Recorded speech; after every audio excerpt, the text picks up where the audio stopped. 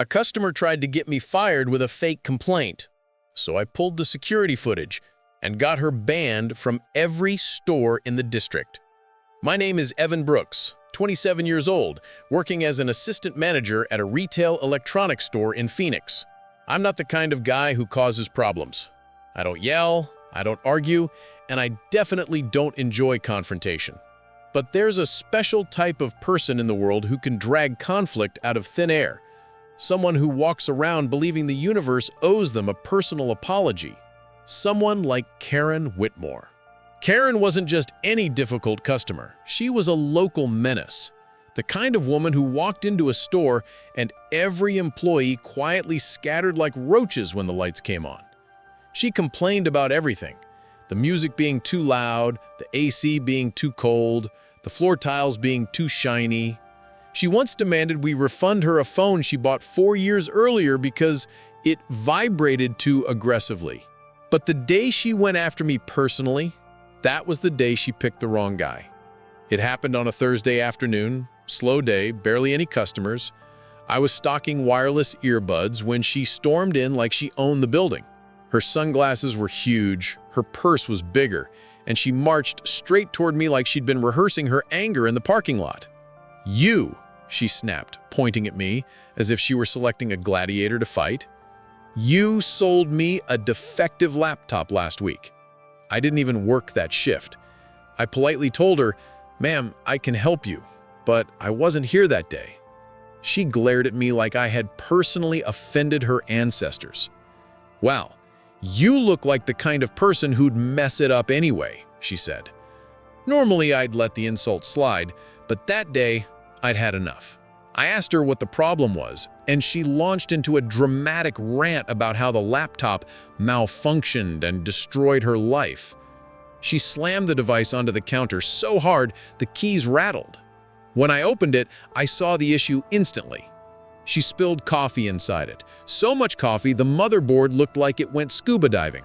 Coffee stains, sticky residue, a faint smell of caramel macchiato. "Ma'am," I said carefully, "this wasn't a manufacturing problem. There's liquid damage." Karen gasped like she'd caught me stealing oxygen from her personal supply. "Are you calling me a liar?" she yelled, so loud a toddler in the next aisle started crying. I tried explaining our warranty policy, but she cut me off every 2 seconds. "This is unacceptable. I pay your salary. I will get you fired. You people never listen." Eventually, she demanded the manager. I calmly told her, "I am the manager on duty." That's when she lost it. She marched to the front desk, grabbed one of the feedback forms, and began writing furiously like she was scripting a court deposition. I didn't think much of it until I got called into the corporate office 2 days later.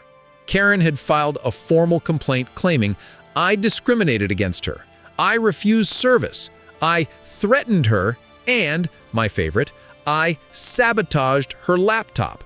Corporate took it seriously, too seriously. They placed me on administrative review, unpaid, for something I didn't do. That's when the anger hit. Deep, cold, heavy. Not because I might lose my job, but because a person like Karen could weaponize lies and face zero consequences. So I decided to fight her with the truth. Documented, recorded, unfiltered. The store had overhead security cameras, including one pointed directly at my station. I requested access to the footage from the day Karen stormed in. Management hesitated, but our regional director approved it because a complaint had been filed. And when the footage played, it was beautifully damning. It showed Karen walking in aggressively, me being polite and calm the entire time, the laptop dripping coffee residue when she put it on the counter, her screaming for no reason, her claiming I sold her the laptop even though I wasn't working that day. Everything was recorded, including her saying, "You look like the kind of person who'd mess it up anyway." We compiled the video clips, employee statements, timestamp logs, and even the printed sales record proving I wasn't at the store. Corporate reviewed it all. Karen's complaint? Dismissed. Fully. My review? Cleared and I got my payback. But the story doesn't end there. Our regional director took the evidence and filed a customer misconduct report, which legally allowed us to ban Karen from all branch locations in the district. A week later, she stormed in again, probably expecting an apology and a free laptop. Instead, security escorted her out while she screamed about how she was going to call the mayor, the governor, and her cousin who works in radio. She hasn't been back since.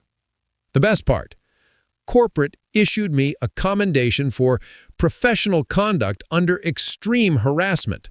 I got a raise, a bonus, and my coworkers started calling me the Karen Slayer. Sometimes revenge isn't loud. Sometimes it's not dramatic. Sometimes it's simply letting the truth expose a liar until they crumble under their own nonsense. And Karen, she learned the hard way. You can't cancel someone who never did anything wrong.